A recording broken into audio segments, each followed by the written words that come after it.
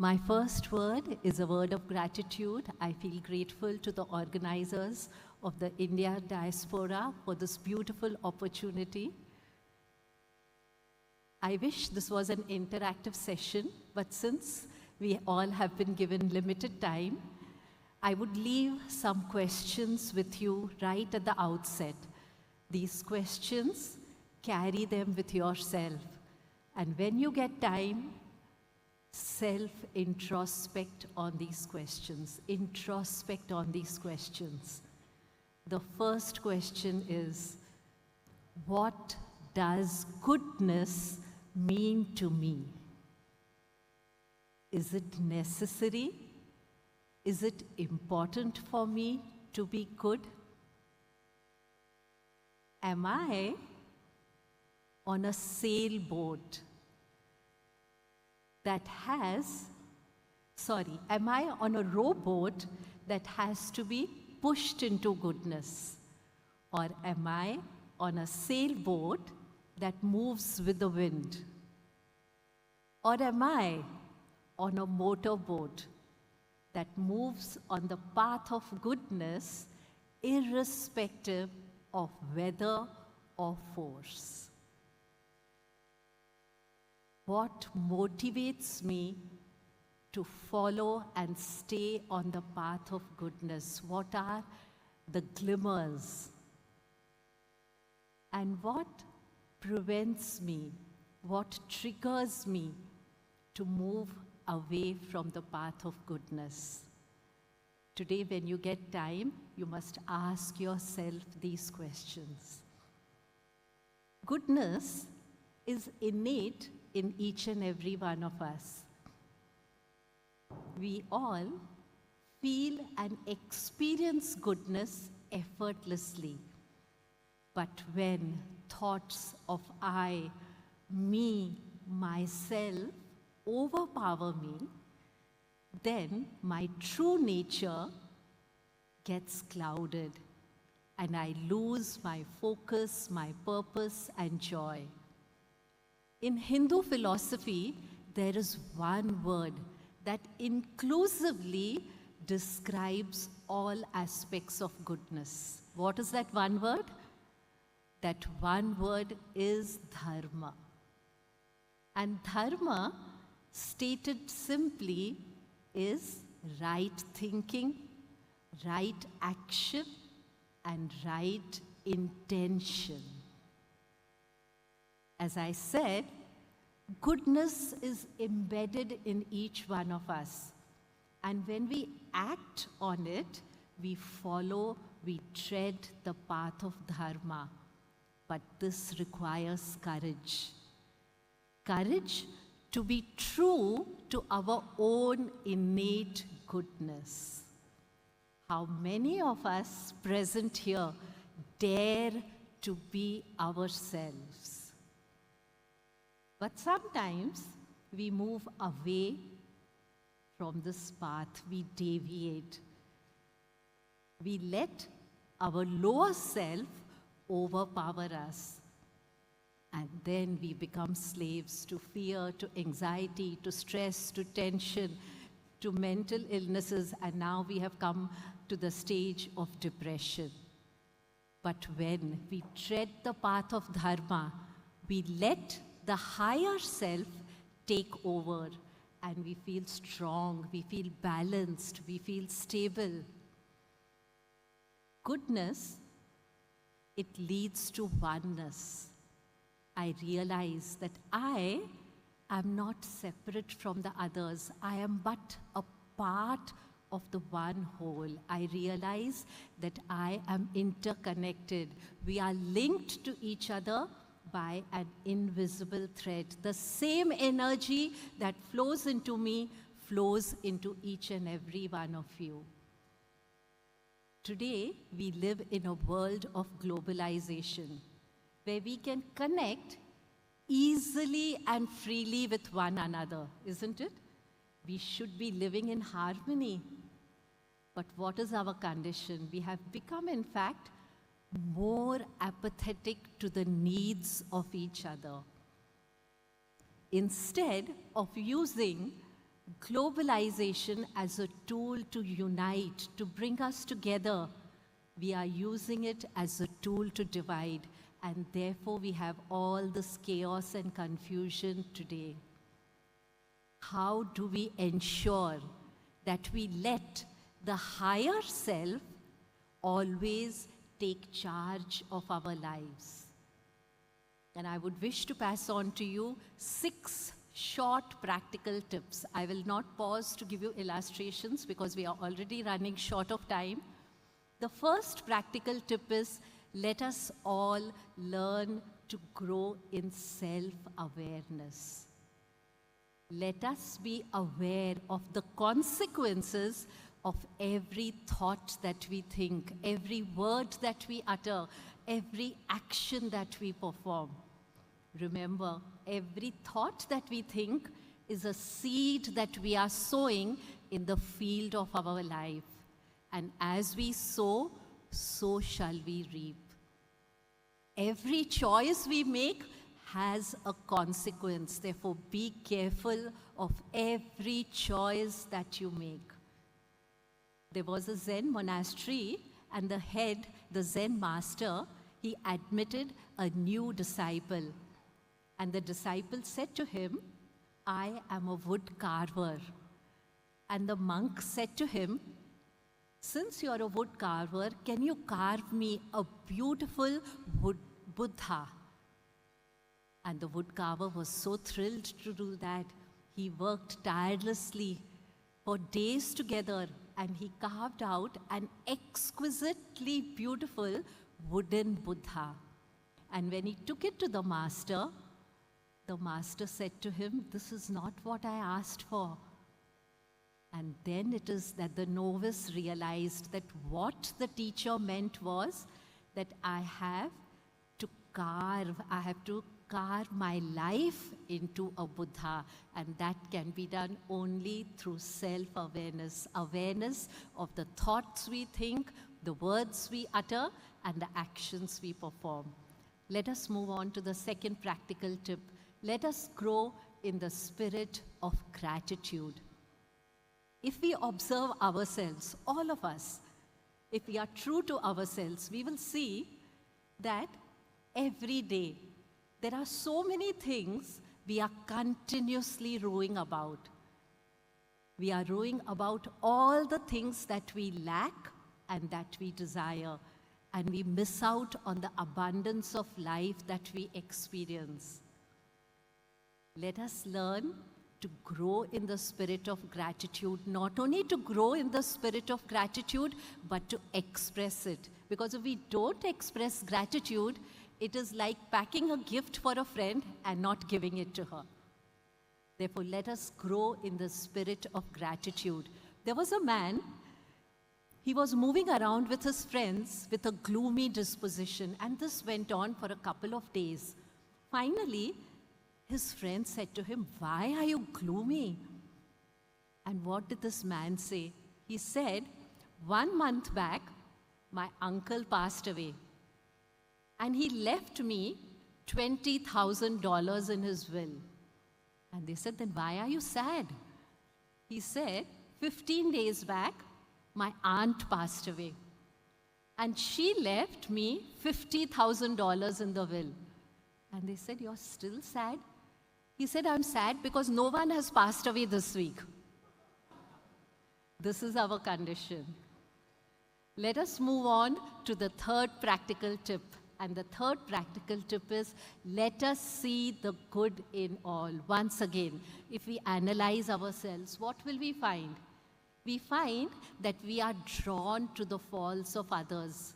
We overlook the goodness in everyone, even when we overlook the goodness that is within us. Let us see the good in us and the good in others, in everyone, and we will never have mental health problems. Learn to see the good. When we see defects in others, we are drawing them to ourselves. When we see defects in others, we are judging them, and we are separating ourselves from them. Instead of judging people, let us grow in understanding. I will not pause to give you all more stories. There is no time. Let us move on to which practical suggestion? Number 4. The fourth practical suggestion is, let us grow in forgiveness. Nothing can make goodness flourish more than the attitude of forgiveness. We hold on to hurts, grudges, resentments until it turns into hatred. And what does this do? It clogs our emotional arteries. Forgiveness helps us to clear these blocks so that love can flow into us and we can experience good physical health, good emotional health, and above all, the best spiritual health. Let us move on to the fifth practical suggestion. The fifth practical suggestion is, open your heart to love. What is it that the world needs today? It is love, but not the love that we relate to. When we talk of love, what do we say? So and so has fallen in love. But true love makes you rise. It doesn't make you fall. True love is not a wimpy love, a selfish love, a conditional love. True love is a sacrificing love, an unselfish love, a giving love, a forgiving love.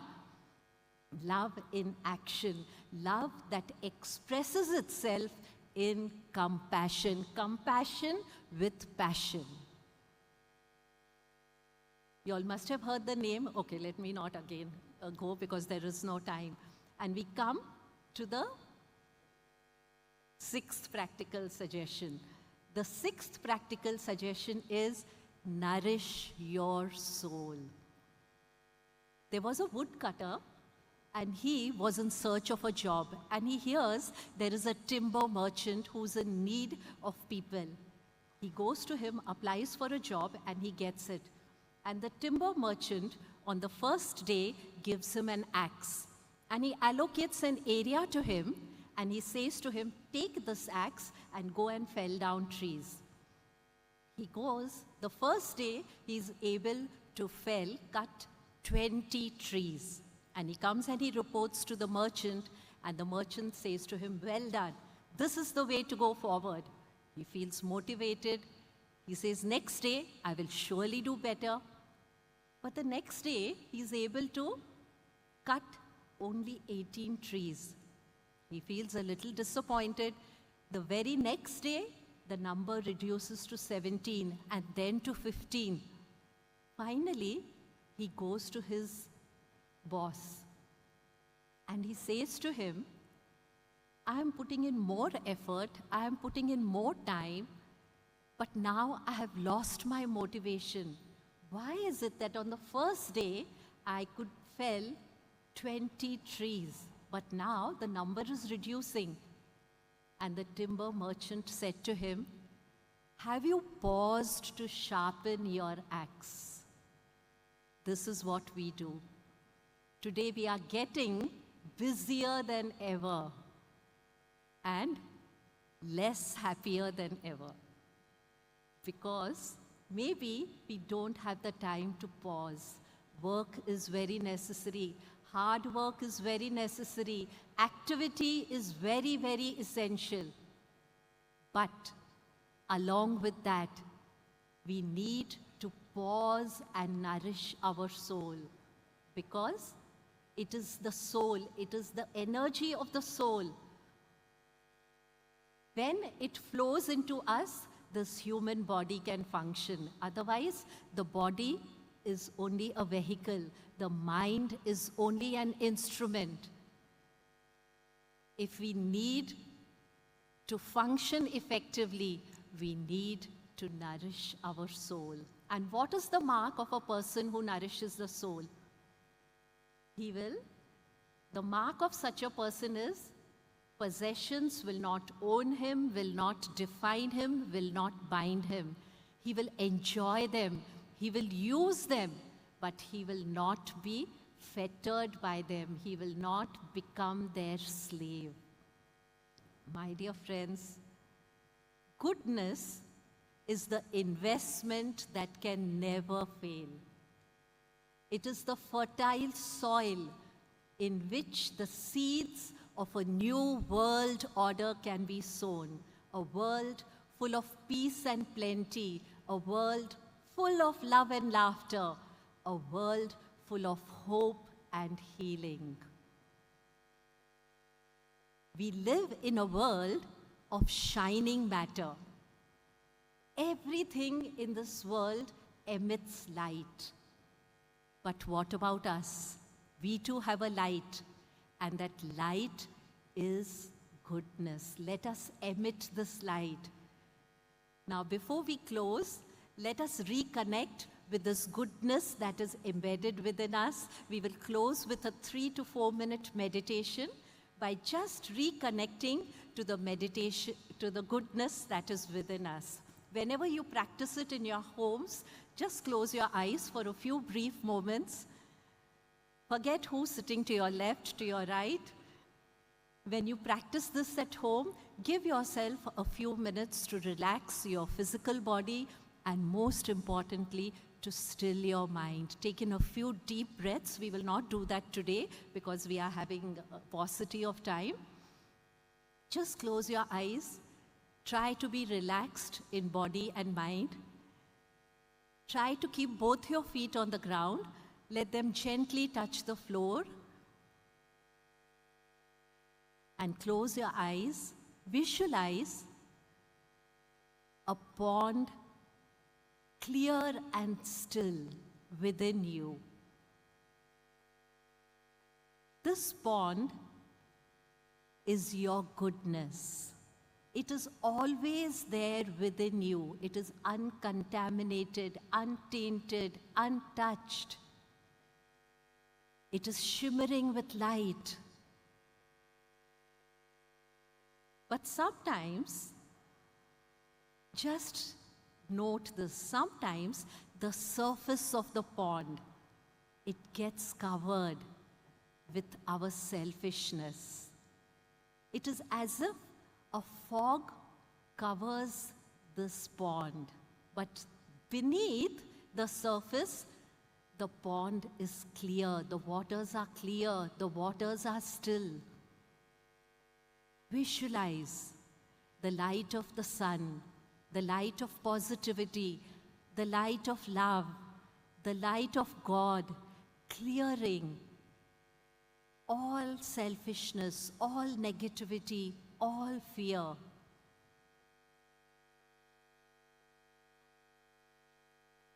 And this selfishness disappears like mist melts before the morning sun. Now, visualize yourself seeing your true self, seeing your inner beauty, experiencing true love, true joy, true peace, true purity, and true strength. As you breathe in, feel the light growing stronger. Feel your entire being radiating with that light. Carry this light with you today. Let it shine in your thoughts, in your words, in your actions, and above all, in your presence, so that wherever you go, you carry that goodness with you. Thank you so much, Dada Shah.